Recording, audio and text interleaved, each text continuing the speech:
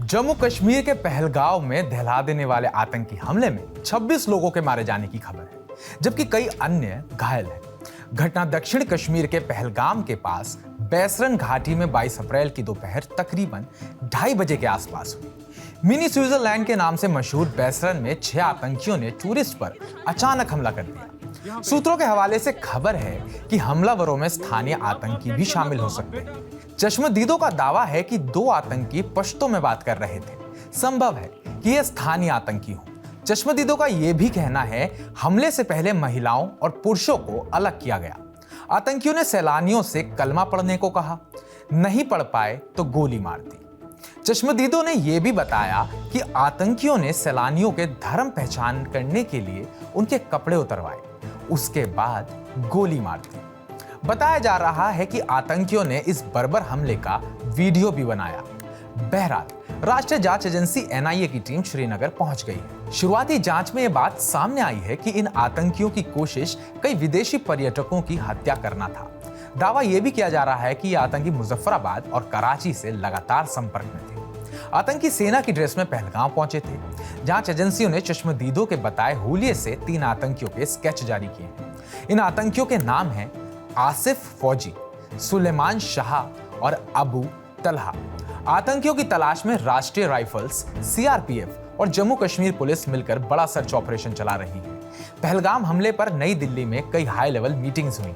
रक्षा मंत्री राजनाथ सिंह ने तीनों सेना प्रमुखों के साथ बैठक की। इसके बाद सीडीएस अनिल चौहान ने भी तीनों सेनाओं के चीफ के साथ मीटिंग की। उधर गृह मंत्री अमित शाह 22 अप्रैल की देर शाम ही कश्मीर के लिए रवाना हो गए थे। उनके साथ एलजी मनोज सिन्हा भी थे। 23 अप्रैल को गृह मंत्री शाह ने घटनास्थल का दौरा किया। साथ ही उन्होंने अनंतनाग पहुंचकर घायलों का हालचाल भी जाना। ये तो था इस घटना का संक्षेप में अपडेट। अब जानते हैं पहलगाम हमले पर पाकिस्तान और चीन ने क्या प्रतिक्रिया दी है। चीन के राजदूत शू फेइहांग ने इस बर्बर आतंकी हमले की निंदा की है। शू फेइहांग ने सोशल मीडिया प्लेटफॉर्म एक्स पर लिखा, पहलगाम में हुए हमले से स्तब्ध हूं और इसकी निंदा करता हूं। पीड़ितों के प्रति गहरी संवेदना और घायलों तथा शोक संतप्त परिवारों के प्रति हार्दिक सहानुभूति। सभी तरह के आतंकवाद का विरोध करते हैं। चीनी राजदूत शही फेयांग के बयान के साथ ही पाकिस्तान के विदेश मंत्रालय ने भी घटना पर प्रतिक्रिया दी है। हम भारत के कब्जे वाले जम्मू और कश्मीर के अनंतनाग जिले में हुए हमले में पर्यटकों के मारे जाने को लेकर चिंतित हैं। हमले में मारे गए लोगों के परिजनों के प्रति अपना दुख प्रकट करते हैं और घायलों के शीघ्र स्वस्थ होने की कामना करते हैं। शफाकत अली खान से पहले पाकिस्तानी रक्षा मंत्री ख्वाजा आसिफ का बयान सामने आया था। मीडिया को देख बयान में पाकिस्तानी रक्षा मंत्री अपनी आदत के मुताबिक इस बर्बर हमले के दौरान भी भारत के खिलाफ जहर उगलने से बाज नहीं आए। आसिफ ने कहा कि पहलगाम हमले से पाकिस्तान का कोई लेना देना नहीं है। भारत के अंदर कई संगठन हैं, उनमें घरेलू स्तर पर बगावत है। इनकी संख्या 1-2 नहीं बल्कि दर्जनों के हिसाब से है। ये नागालैंड से लेकर कश्मीर तक सब जगह है। आतंकवाद और पाकिस्तान का चोली दामन का साथ है, ये बात पूरी दुनिया जानती है।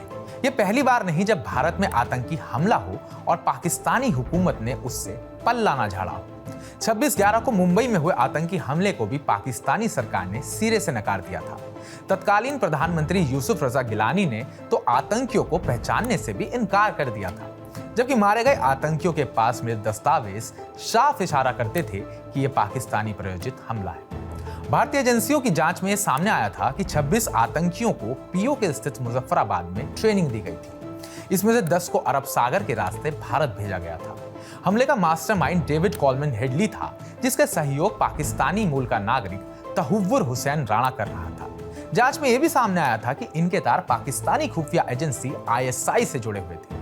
तहव्वुर हुसैन राणा पाकिस्तानी आर्मी में सेवा भी कर चुका है। राणा ने ही डेविड हेडली को 26/11 की साजिश रचने में मदद मुहैया करवाई थी।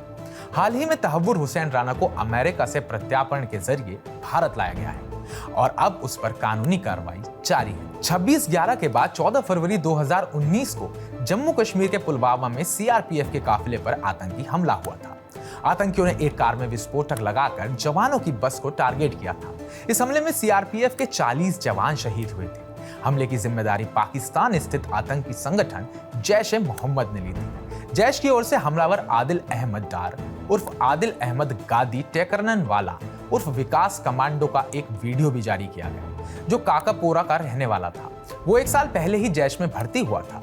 पुलवामा हमले के बाद जब पाकिस्तान पर सवाल उठे तो वहां के विदेश मंत्रालय ने इस हमले से पल्ला झाड़ते हुए कहा, हम बिना किसी जांच के हमले का संबंध पाकिस्तान से जोड़ने का भारतीय मीडिया और सरकार के किसी भी आक्षेप को खारिज करते हैं।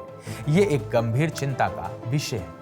26/11 पुलवामा ट्विन टावर अटैक समेत दुनिया भर में हुई ऐसी तमाम आतंकी वारदातें हैं जिनमें पाकिस्तानी हुकूमत, वहां की आर्मी और खुफिया एजेंसी ISI पर्दे के पीछे से शामिल रही। इन सभी पाकिस्तान में पल रहे आतंकी समूहों को मदद पहुंचाई, जिसका परिणाम दुनिया भर के देशों, इंसानियत ने भुगता। पहलगाम हमले में अपनी भूमिका को लेकर भी पाकिस्तान सीधे तौर पर इनकार कर रहा है। जांच एजेंसियां फिलहाल मामले की जांच कर रही हैं। संभव है कि भविष्य में इस हमले की कड़ियां भी पाकिस्तान से जुड़ती नजर आए। इस पूरी खबर पर आपका क्या कहना है, कमेंट बॉक्स में कमेंट करके हमें जरूर बताइएगा और ताजा अपडेट से जुड़े रहने के लिए TV9 भारतवर्ष को सब्सक्राइब कीजिएगा।